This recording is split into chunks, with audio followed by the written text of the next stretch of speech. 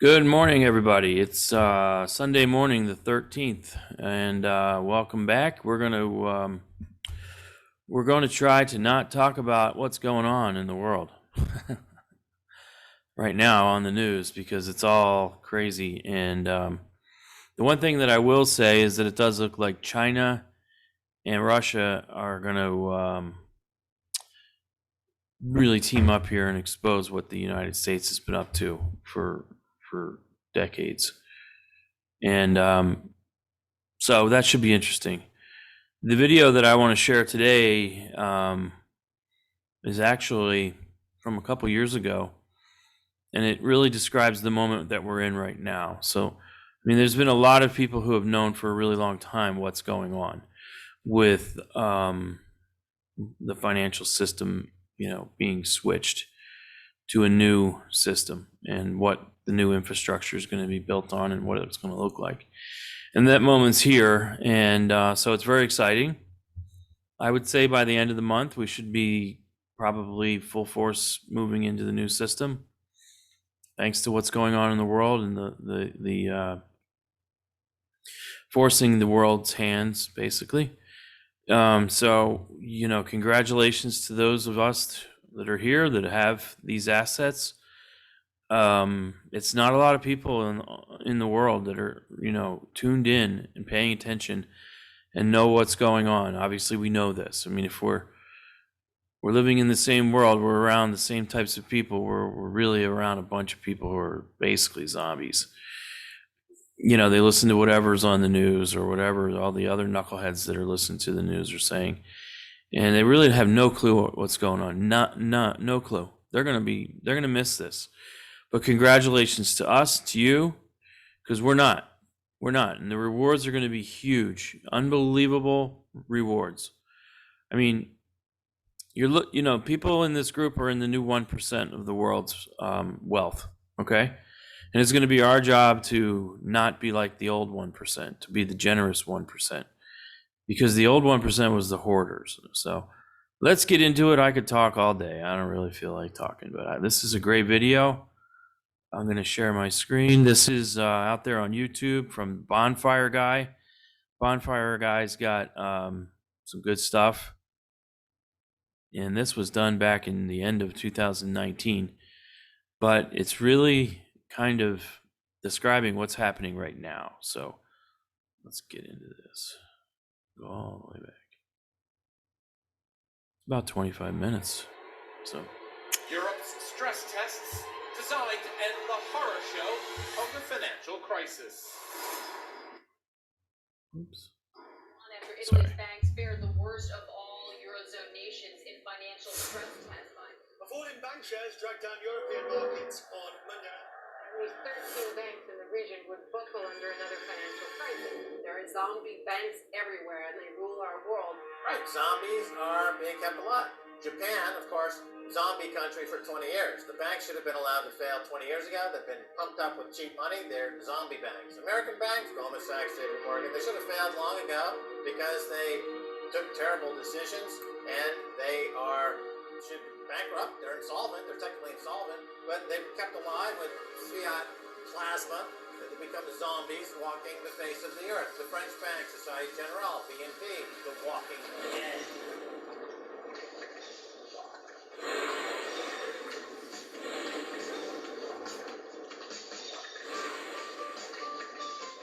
I was working at my bank late one night when before my eyes this financial sight, my bank from its slab began to rise, and suddenly, to my surprise, it did the zombie bank. Such a terrible stang. Once our prophets have sang, we do the zombie bank.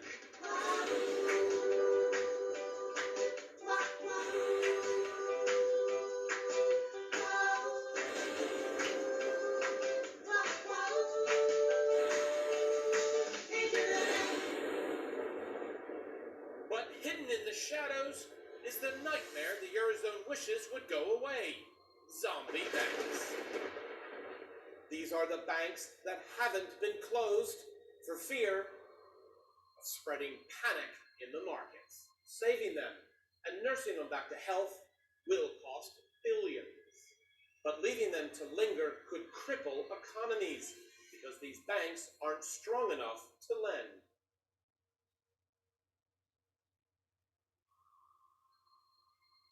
I know that the banking system is vulnerable.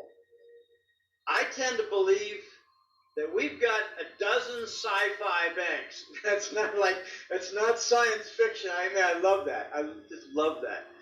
We're talking about SIFI banks. A term was coined several years ago. It means systemically important financial institutions. These companies are subject to the Federal Reserve's Comprehensive Capital Analysis and Review process, also known as CCAR, which is an annual quantitative evaluation of each bank's capital levels, including planned dividends and repurchases. SIFI institutions must also create and maintain a living will to explicate the process for dissolving the bank in a potential insolvency scenario.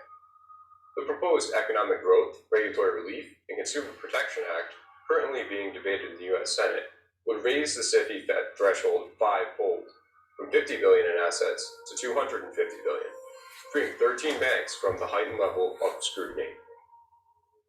If a bank is a sci-fi bank, then everything will be done to prevent its failure because it could take down the entire banking system due to the interlinks going on and the shared derivative load. Okay, so I think we've got a few banks that are on death's doorstep, that are, being hung out on the 80th floor and hanging by tenterhooks and strings. Deutsche Bank is in the news again, with even more serious financial troubles. It is firing 18,000 workers over the next 3 years.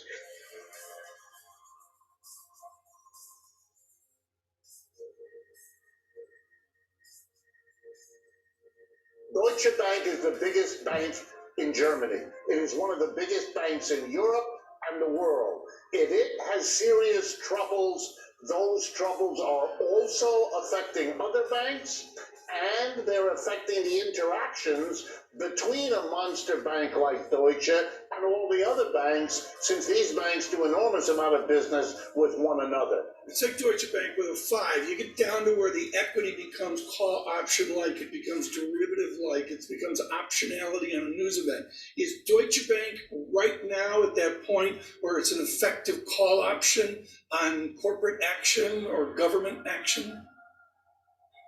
I'm not calling for the German government to bail out Deutsche Bank. And the problem with Deutsche Bank is that the plan that they produced several months ago, while reasonable, is about 5 years too late. And so, it's possible they could solve their problems, but I think it's unlikely. What does that mean, Steve? That they'll go bankrupt? If they don't, is this an uncertainty? You don't have to go bankrupt. You can just. I'm not predicting. I want to be very clear. I'm not talking about the bankruptcy of Deutsche Bank. It's been a slow deterioration in profitability for years, and it's probably going to continue. It's one of the things that we have learned post-crisis is that one of the hardest things for banks is to shrink yourself to profitability, and that's what they're trying to do. Let me start with this. The word restructuring. They're using that as their argument for firing 18,000 workers, but do you buy that word? Well, let me ask you something. Why would you need to restructure something? Do you restructure something when things are going well, when you're making a lot of profits? No, you restructure something, you repackage something, you pivot when the house is actually on fire, when the house is actually burning down.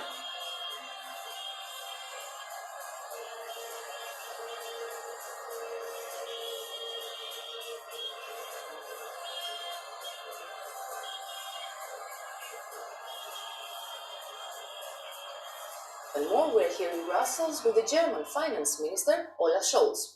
So, Minister, many thanks for being with us. How close we are to a real recession? We are not close to a real recession. We have slower growth. This is something which has to do with trade tensions worldwide. And anyone knows that if these tensions cease, we will have a completely different scenario. It is man-made problems, as Christine Lagarde said when she was the head of the IMF. Man-made being Trump. We monitor financial stability risks very carefully all of the time. It's what we do since the financial crisis, as I mentioned before. Currently, we don't see large imbalances. This long expansion is notable for the lack of large financial imbalances like the ones we've seen certainly before the crisis happened.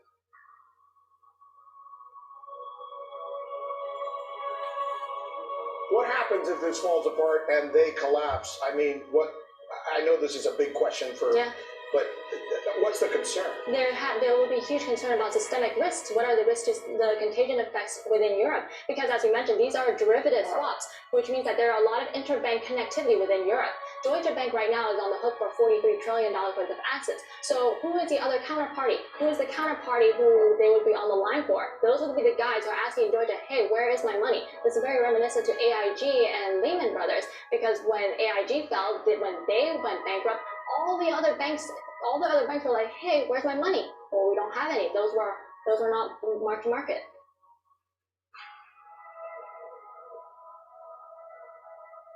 So if the IMF/Basel gangsters claim that some banks might not survive given a recession, then I think what they're saying between their teeth is that they're at risk of failing here and now. And I don't think it's going to be possible to keep it secret. Look at the repo volume. Questions are coming up. Who's drawing on $200 billion a night now? Somebody's going to say, are you going to bail out Goldman Sachs again, or are you going to bail out the people?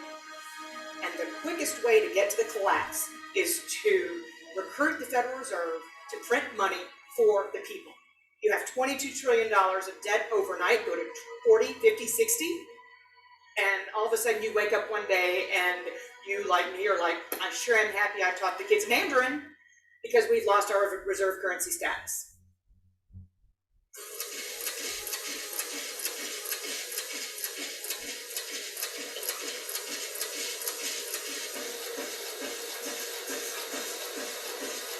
If they're sci-fi banks, then you're going to get extraordinary measures overnight, all weekend long, to patch them up, to fill them up with, gifts from the Department of Treasury and the Fed. There'll be suddenly Wall Street banks, helping them out. There'll be maybe some British banks helping them out, and they don't fail. They're just zombies. We don't have bank failures anymore. We have zombification. We have the creation of zombie banks. And how do you qualify a zombie bank? Well, they're insolvent, but they're in operation. And then you have to ask, well, where are they getting their funds? Where are they getting their liquidity supply? Oh, it's funny money from the Fed. So these are like intravenous intensive care ward banks, flat on their back, getting IV blood from the central bank, and they can't effing walk.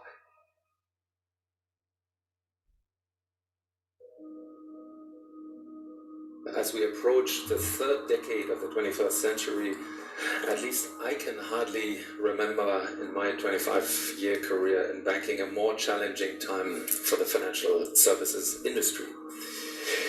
But the biggest challenge facing the European financial services industry is the persistent and structurally low interest rate environment. For more than 5 years, the Euro has experienced the extraordinary situation of not just low but negative interest rates. Regarding their economic objectives, negative rates are no longer likely to be effective. With fears of a downturn mounting, we have reached a level where monetary policy is at serious risk of running out of means to cushion a real economic crisis.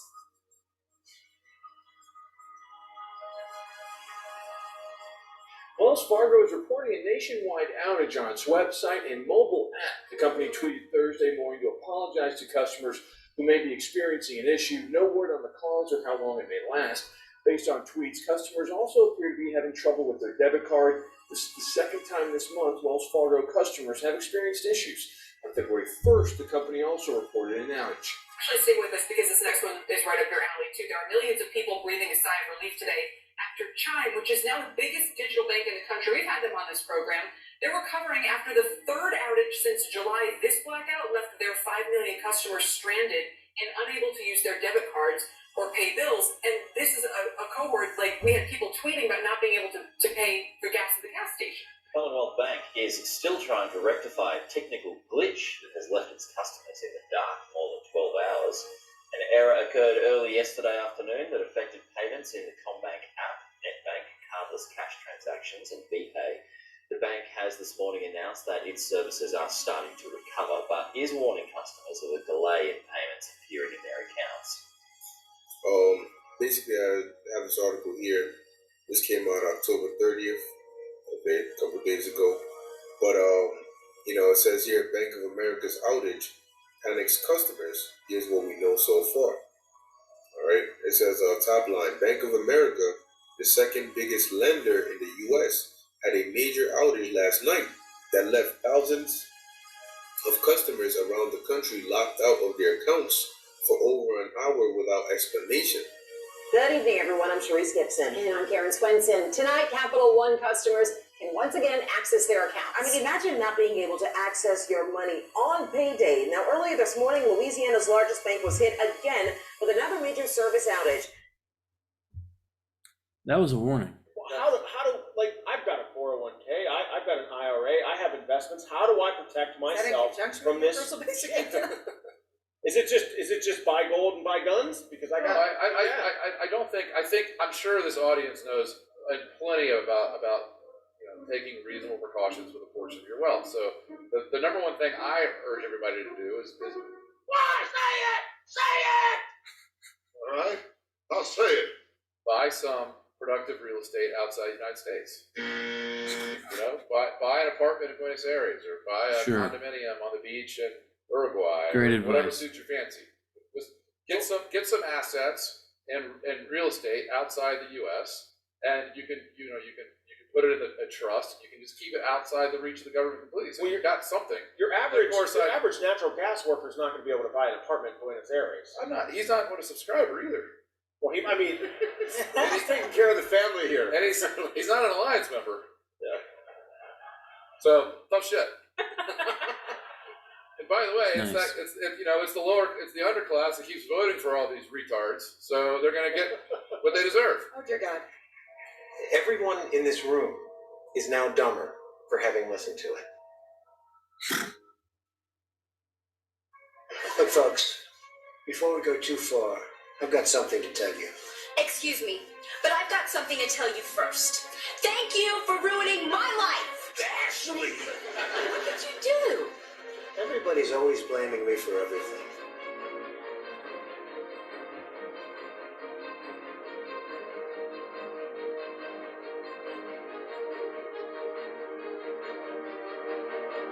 There are some dire predictions that, next year, say a year and 18 months, we have something arriving worse than 2008 and 2009. The downturn is much worse. And they'll say, it's all Trump's fault, it's all Trump's fault. No, it wasn't. 08 and 09 wasn't Obama's fault. It was the fault of the Federal Reserve. It was the fault of the Keynesian economic model, the spending too much, the deficit. So, unfortunately, there's nothing he can do. Trump can't do it. He can help, by some of these policies, but you can't avoid the correction.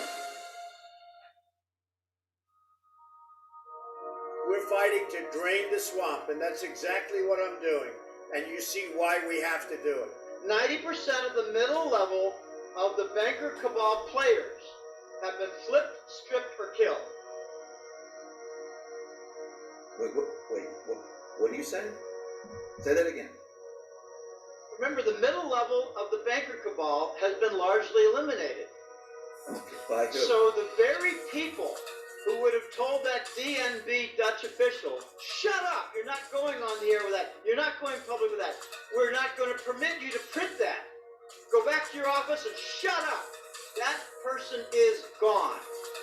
I think in light of all of the things going on, and you know what I mean by that, the fake news, the Comeys of the world, all of the bad things, that went on. It's called the swamp. And you know what happened? And you know what I did? A big favor.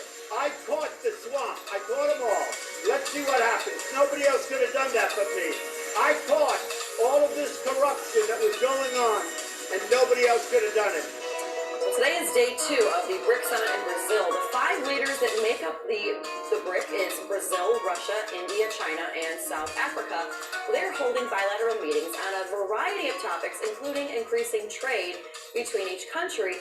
And just to give you an idea of the power that these countries have, together they represent about 42% of the world population, 23% of global GDP, 30% of the geographical territory, and 18% of global trade. Now, at these bilateral meetings, one interesting topic is being discussed, and that's developing a joint payment system in order to eventually cut their dependence on the Western financial system.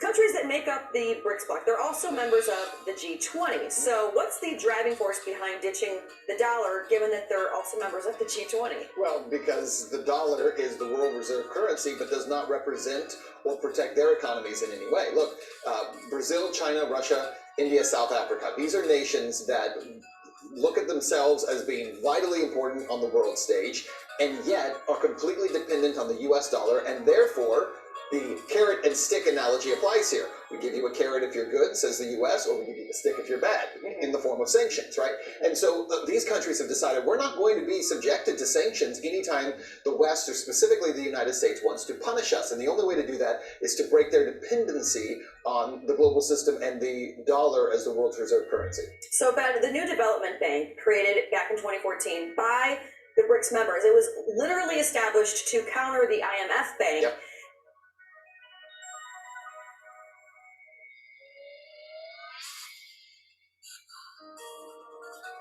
Do you think that this bank is fully competing on the world stage? Well, it's not fully competing yet, but it absolutely will get there. I mean, I certainly see the growth that's taking place there, but that was really step 1, was establishing this. Step 2 is what's being discussed now, which is the payment processing system. So really what they're competing with is the SWIFT bank system, right? So right now, if you're sending money overseas from a US bank, you have to use, or any Western country, you use that SWIFT system that is set up in Belgium. And that prevents money laundering in theory and all that kind of thing. But what the BRICS nations are doing is saying, well, we don't need to use the SWIFT system because we don't want to be subjected again to US sanctions, because if the US is sanctioning you, you can't move money using that SWIFT system. So what's really interesting is, number 1, they're creating a payment system that would go around SWIFT. But how do you do that when you have 5 major countries that all have their own currencies? And one of the ways they're doing that is by using possibly cryptocurrency to do that. That would translate their currencies into a single cryptocurrency that is then used through the system and then formulated, I guess, when it gets into their country, back into their own personal currency. So essentially you're taking currency from one, sending it through as a cryptocurrency, and then back on the other end into transforming it into another currency.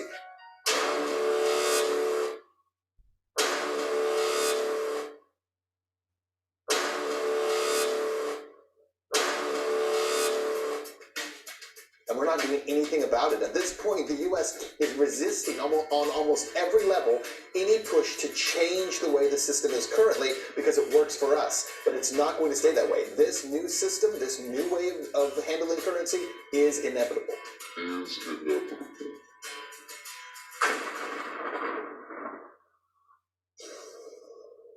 That's kind of where we're at now. In short, the failed political class sold out American workers, sold out American prosperity, and sold out the American dream. This was the alarming situation I was elected to end. And ending it's never that easy. You see that. You do have people that want to keep it going that way, but they're losing, and they're losing now rapidly and fast. Those days are gone, and we're not going back. As you know, one of the key insights of economics is the power of incentives. Unlike past leaders, my goal is to ensure that this power works for America's favor and for America's workers and for America's companies. We want the incentives created by our tax, trade, regulatory, and energy policies to be pro-growth, pro-worker, and 100% pro-American, and more is yet to come. If we take back the House 2020 and retain the Senate and the White House, you will see things that even this room, and you've experienced a lot of great times over the last 2.5 years, but even you will be surprised to see. We have tremendous economic potential. We have tremendous potential. We have tremendous economic potential.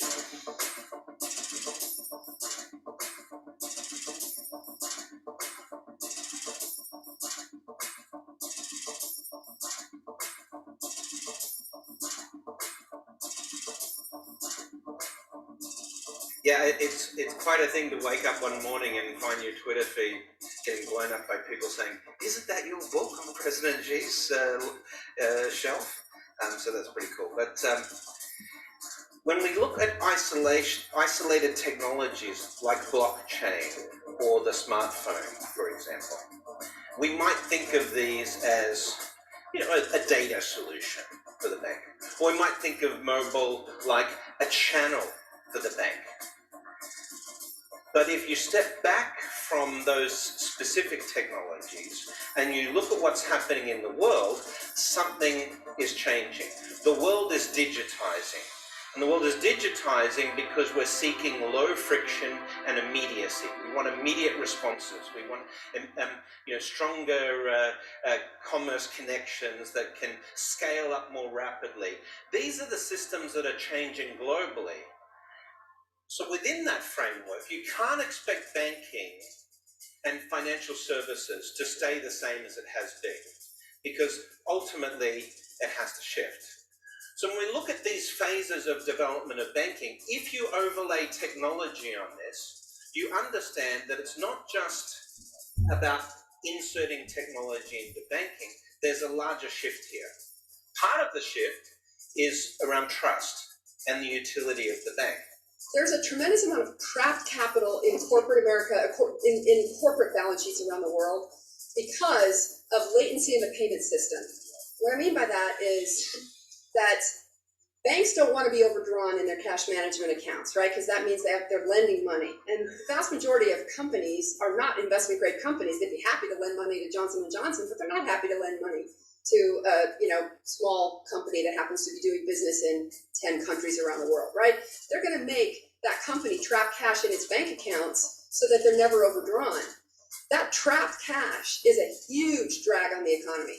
And if we can speed up settlements in payments, that's going to free up a tremendous amount of cash. In my opinion, that's a much bigger advantage than the repatriation, which everybody's fighting so hard for in the tax code.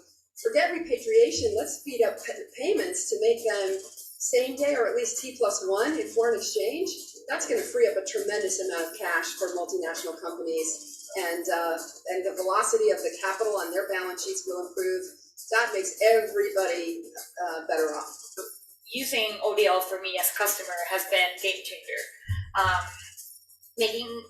And it's once you test it, I always say that I'm the biggest fan of ODL because nobody's telling me this story. It's like I've done that myself and I've been benefited from it. You see the two screens and you see how money travels so fast, and then within the minute you have the money that you want to transfer that you were used to transferring in a week-long process, and now it costs you cents on the dollar, and it's so immediate. I think the system is going to continue to evolve where years ago, really, crypto was solving a little bit illicit, kind of Silk Road and illicit use cases. Then it moved to really a speculative bubble that we saw. And I think you're going to continue to see in 2019 and 2020 and beyond the focus on utility. How are these technologies, how are these digital assets solving real problems for real customers?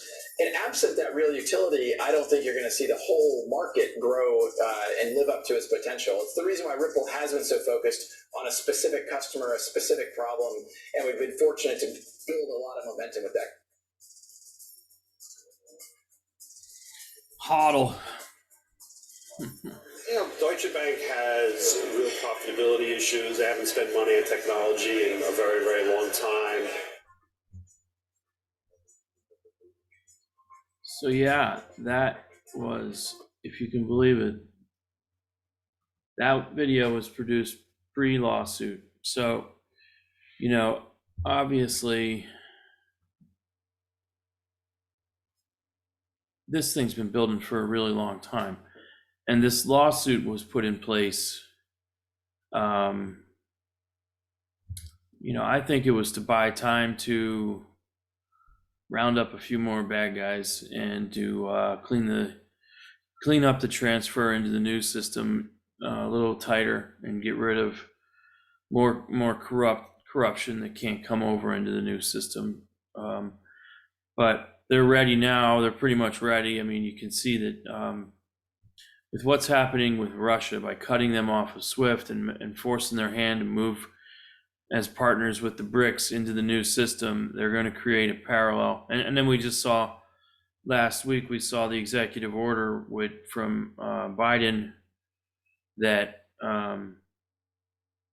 pretty much explicitly said in that order that there's going to be two parallel systems in the future being now, where we have the old dying Federal Reserve system and we have a competitive system through a blockchain system, which they're saying, go out and study these systems. This is smoke and mirrors.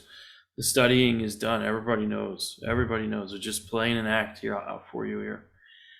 So Ripple set up all those relationships as an American company, built the technology, went and sold it to the rest of the world, right? Behind the back of the Fed, or maybe the Fed's being held at gunpoint at this point, telling them this is going to happen whether you like it or not. And then they circle back around and bring it into the United States at the end to kind of make it official, okay, and put it on the books and flip the switch.